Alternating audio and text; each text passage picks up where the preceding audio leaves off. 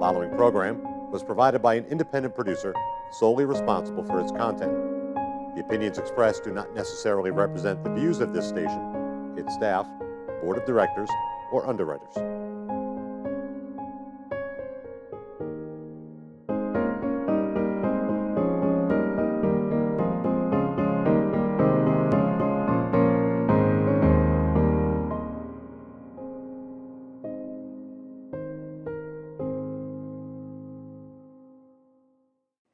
Hello, welcome to another edition of our program, CHW in Action, with your host, Rafael Calderon.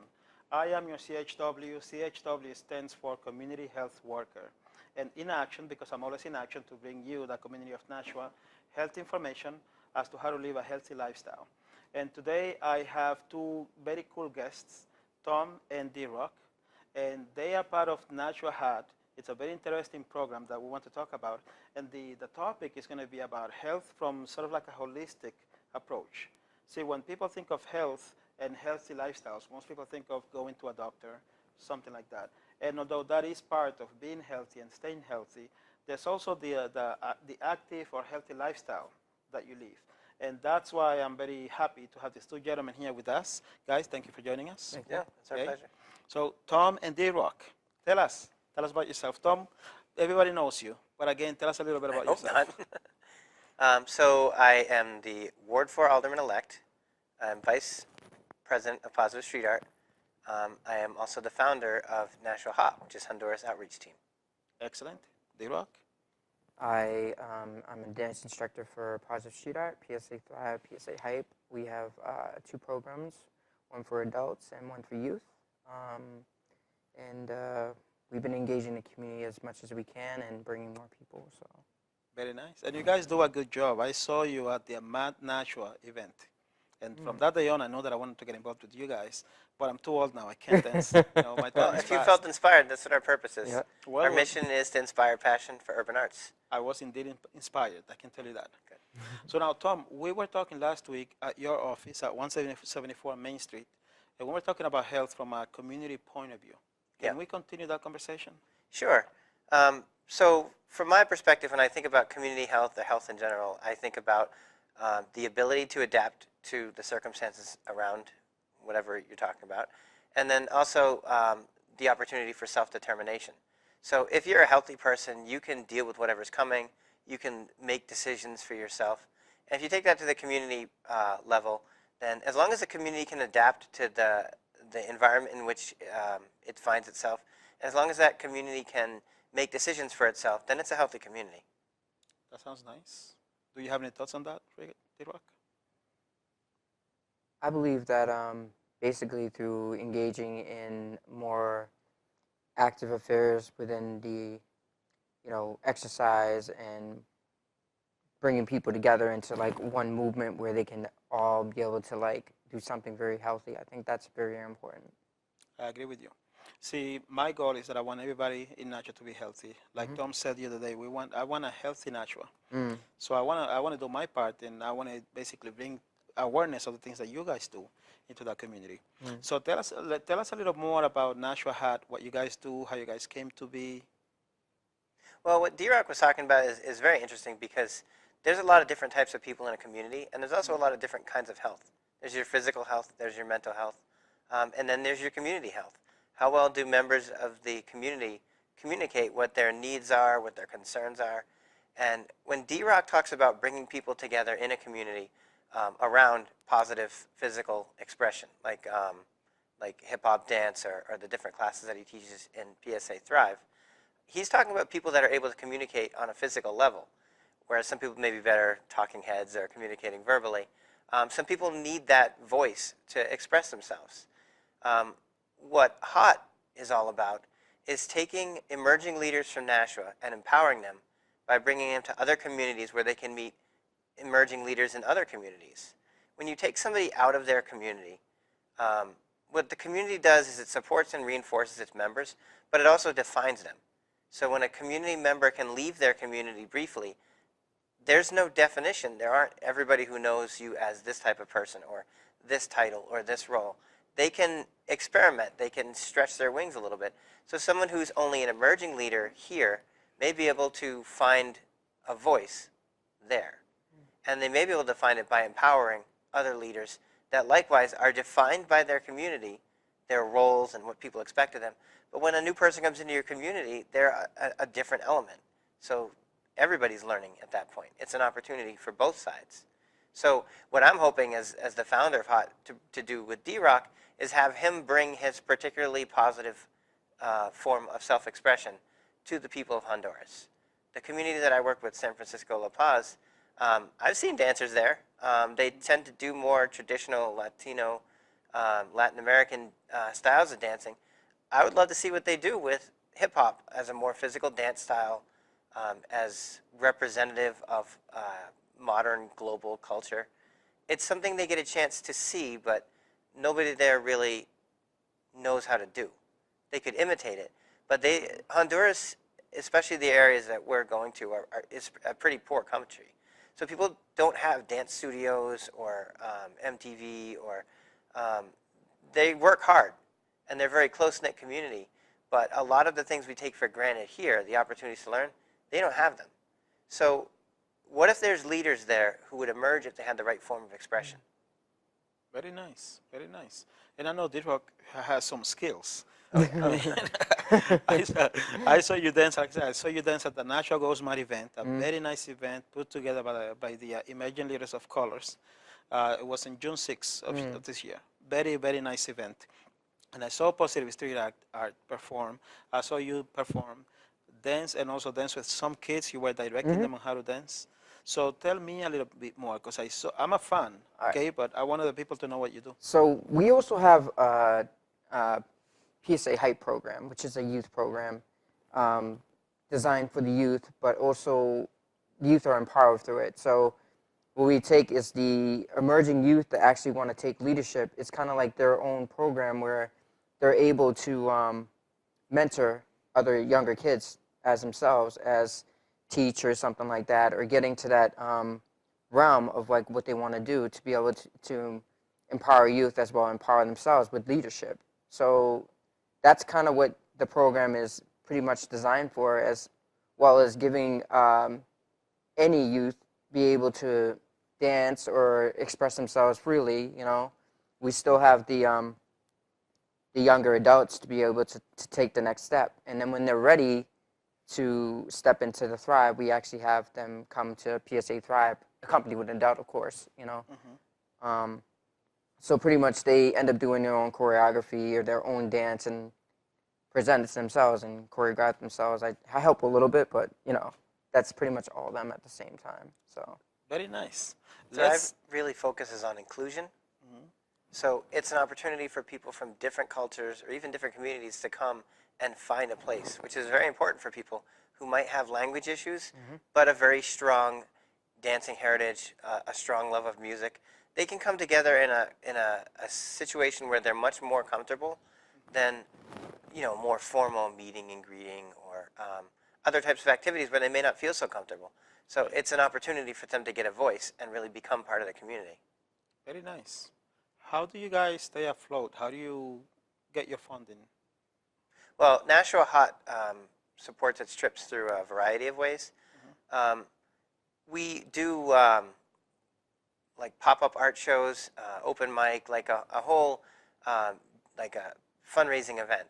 We have one coming up on January 20th. We include different businesses, different leaders, but we also build it based on individuals in the community who want to help out. So we could hire a performer, and we would bring that performer's base. But at the core of its mission, the Honduras Outreach Team, the Nashua HOT is meant to engage local leaders, people in Nashua.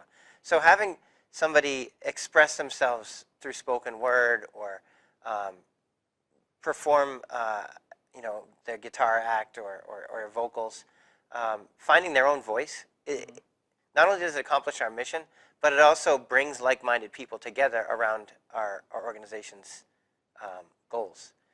We've done some partnerships with different restaurants. Last year at Agave Azul, we had a solidarity experience where people could basically pay $10 as a donation to Nashua HOT. And then with that $10, they would get a chance to reach into a hat and pull out a card. And whatever was on that card was their socioeconomic class. So 7 out of 10 of them were going to pull out poor. Okay. And so they would get basically chips and salsa.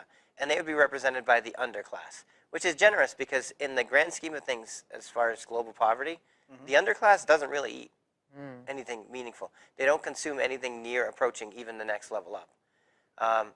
Then they would have a 1 in 3 chance of pulling out a lower class, not underclass, but lower class. This is a poor person, as we understand it in the United States. The poor people we have here in the United States still have access to considerably more resources than a poor person overseas. So they would get a basic meal as well. And then the middle class would get a meal and an entree. And then if you're lucky enough to pull the rich person card, then you get a full meal donated to you. But the idea was to get across the point that you don't get a choice of where you're born. You're just born. So if you happen to be born in Africa or you happen to be born in Honduras, you automatically lost a gamble and were born into a community with less resources than somebody who happened to be born in the United States. So a lot of our fundraising initiatives are based around community engagement and community interaction and drawing like-minded people. We have a GoFundMe campaign, which GoFundMe is a site that really emphasizes crowdsourcing and people from all around the world looking at a different cause and saying, you know what, I believe in that. We have a pretty dynamic program, so we try to focus it all through our Facebook page, Nashua Hot, because it's also driven by the project we're working on. If we happen to be doing a lot of farming, we may do farming-themed fundraising. If we're doing a lot of art, we'll do pop-up art shows. For example, D-Rock, if people sponsor him over a certain amount, he'll provide a free dance performance. So it's tailored to the person who's going so that it reflects their personal leadership style. Very nice. So then this GoFundMe has to do with D-Rock going to Honduras. Yep, it's particularly to sponsor him. All right. How excited are you? I'm really excited. I think it's going to be very cool. You guys do such cool things. Okay. So now you mentioned this event on January 20th. And I'll say that in the email on Facebook, I noticed that it said that you put me as a host for the show. Does that mean that I'll be hosting? You can host if you want to. We are looking for an MC. If I It host, seems like you have a stage presence. it's fun for me. I'll do it if I can play some Dominican music. Yes. Sure. Can I play any kind of music I want? Then I'll do it. Okay. That's what the personal expression is about. Sometimes when you come to a new place or you go into a new environment, you need somebody to give you permission to be yourself. So when we have people coming into Thrive, we're giving them permission to dance. It's a pretty fundamental right as we know it. But when you go to a new place, you don't feel like you have that permission to be who you are. True. That's very true. And you know, my thing is music is a powerful and healthy tool to release stress, to simply stay happy, to feel happy. I wish I saw more dancing activities in Nashua. I've always said that. And this is before I met you too. Now I know what you guys do.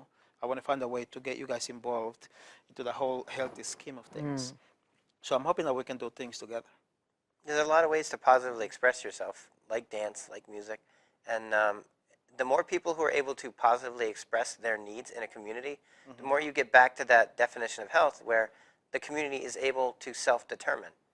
If there's a large number of people in the community that don't feel like they have a voice or have no way to express themselves, or even don't speak the right, don't communicate with each other in the language that's understood, that community can't truly reflect, in its decision-making, the needs of its participants. It's a challenge that I know of in my own neighborhoods because we have very low voter turnout, we struggle with crime, and the communities around us really try to define what our neighborhoods, the tree streets, are. They label it. They make decisions. They add the context. It's almost worse in Honduras, though, because some of the things that we struggle with, like unemployment, are magnified considerably more there.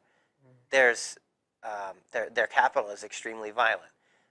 A lot of the money that they pay in taxes does not get to the people. The unemployment rate there is 27%.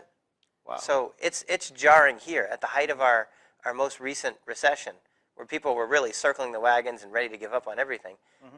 It was 11%. So 27% as a standard means literally out of 10 people that are standing there, 3 of them don't have any work. Over 60% of the country lives under their relative poverty level. Wow, that's something. So there's a huge undercurrent of people not being heard, and also frustration, like lack of choices, the desire to find an outlet. And one of the purposes of us working there is to give people that positive, constructive outlet, rather than a destructive one, rather than a negative, I give up on working with anybody, I'm just going to go after what's good for me and that's it. We're trying to help them build communities based on that positivity and that positive leadership. That's very nice.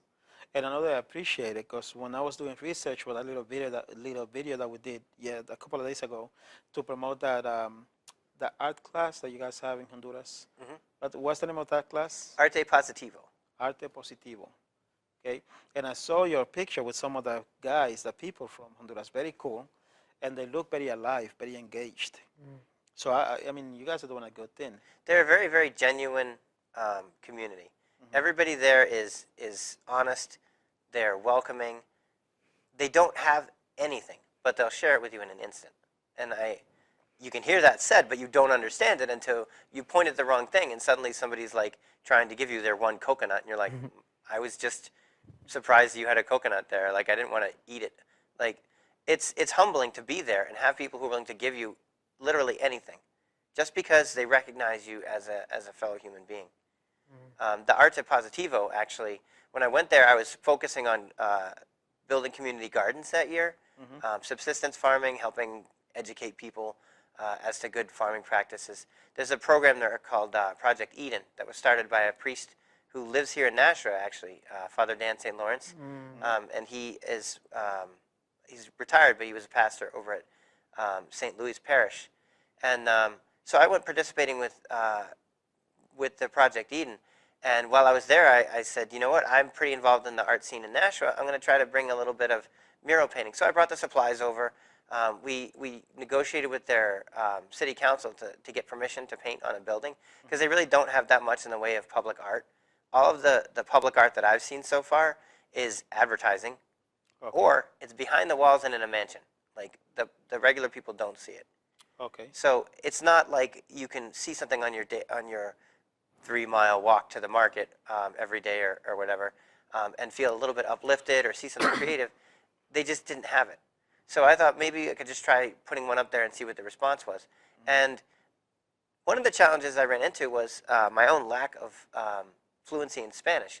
Is I had difficulty communicating even basic colors, and I hadn't realized how many artistic concepts can be complicated that you kind of need to explain. So it was a challenge when I was working there. And the whole time that I was there, we ran into setbacks. There was one point where like a monsoon washed half the mural off. So I was like upset because it wasn't exactly the way that I wanted it. But we made do. We made a beautiful piece. I went home thinking like, all right, well, I pulled that off. We got that project done.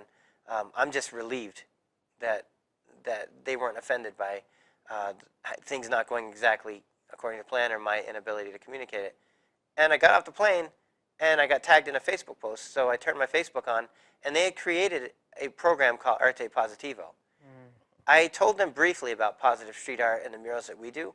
They looked it up, and they were so inspired. They wanted to organize and come together. They wanted a way that the artists who had come together to work on my project could continue to work together. And they did. They continued to work on their own projects. They used the last of the supplies that we brought, stretched it a lot further than I thought it would, because to be honest, I brought enough for maybe one mural, and I was kind of being frugal because of the weight allowances on the airplane. And they managed to get 2 more murals done out of it that I went and checked over on my last trip, and they're still in great condition. They just used every ounce of paint.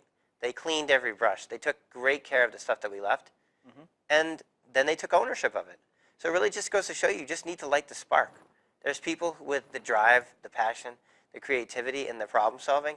They just need to be inspired. Very nice. I'd like to use those pictures and put them onto this program. From the Artist Pen Pal program? Yes, but I would need permission from them. Can you help me with that? They already gave permission to Nashua Hot to promote in any way. So I don't think that would be a difficulty. What that program was the first year of Arte Positivo, we focused on Luis as the chief artist and public art. But the second year, we focused on Carolina, who was interested in art education. Their public school didn't have any art classes. Again, this is where they can see it being done, but nobody really knows how to do it. So we used our leftover fundraiser money to provide supplies for Carolina and then pay her as an artist. Again, we helped that unemployment situation out a little bit. She was the first and only art teacher in that school, which is the public school for the whole surrounding region. Wow. Kids go through school in the U.S. and art class is a given. It's not a given in Honduras. So we had her be the art teacher, but we also knew we couldn't just throw her in without really giving her any kind of guidance. So we partnered her with an art class here in the United States, and Sarah was in the video that you shot. She was the art teacher who mentored Carolina. They exchanged ideas over Facebook. Sarah brushed up on her Spanish a lot in order to communicate with her. And the kids got to see both classes working on similar projects and how they translated very differently across, continents. Very nice. D-Rock, let's bring you into this. What inspires you to want to go there? I mean, I'm just listening to Tom. I want to go there, but you.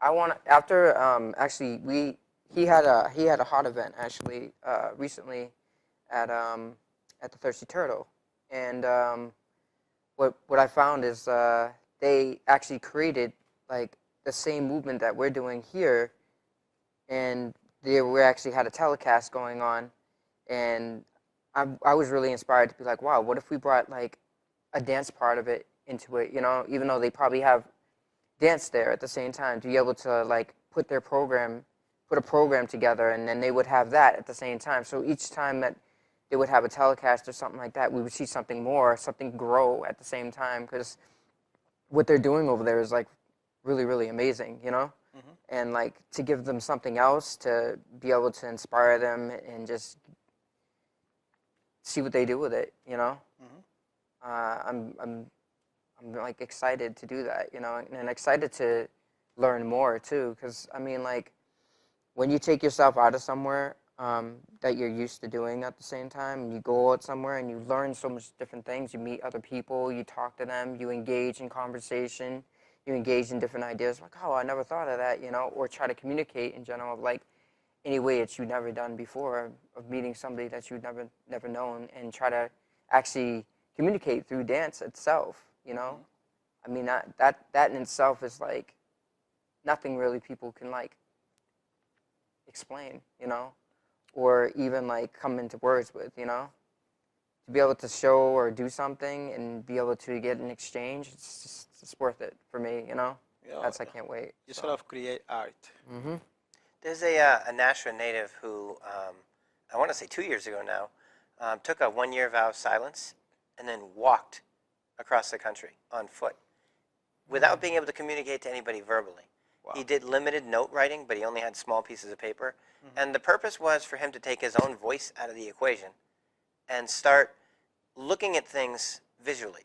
So he brought a camera, an old camera, like not a digital camera, but like a film development camera.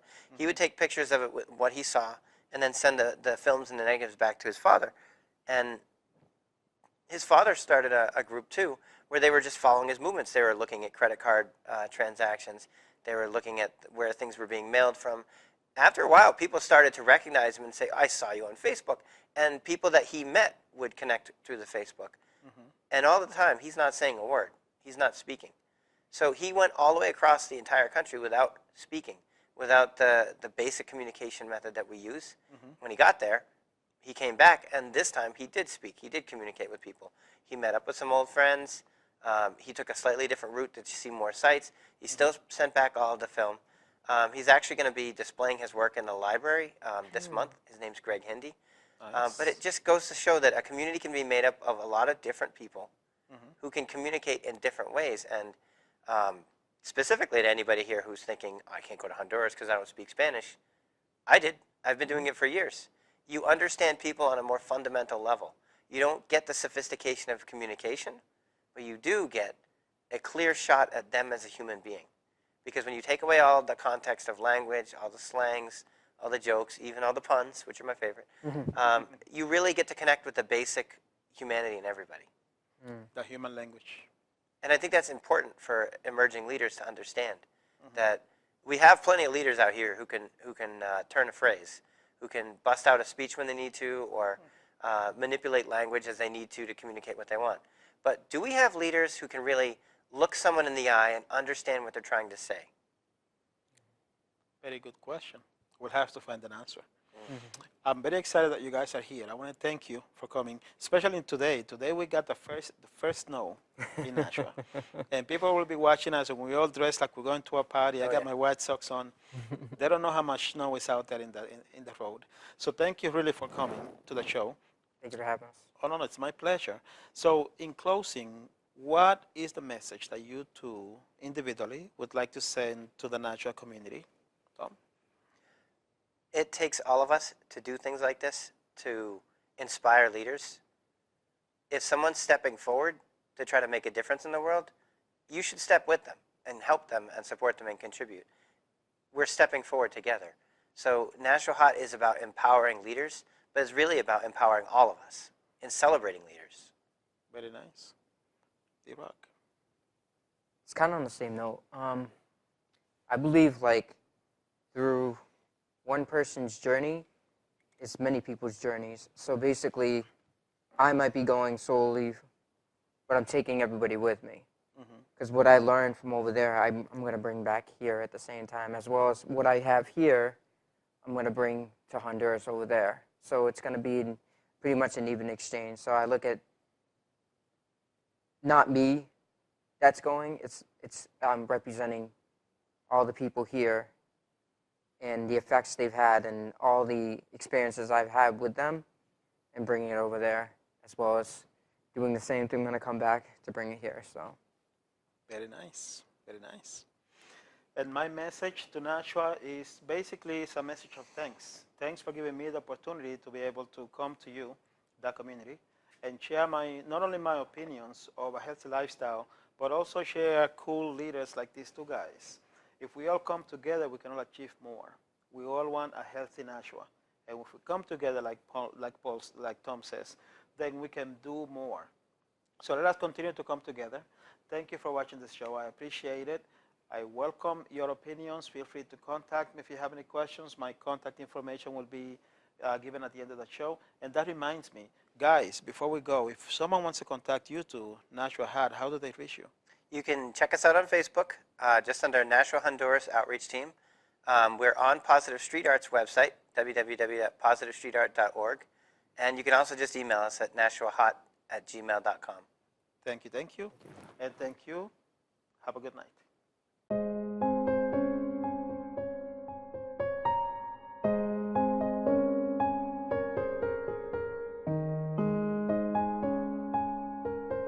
The preceding program was provided by an independent producer solely responsible for its content. The opinions expressed do not necessarily represent the views of this station, its staff, board of directors, or underwriters.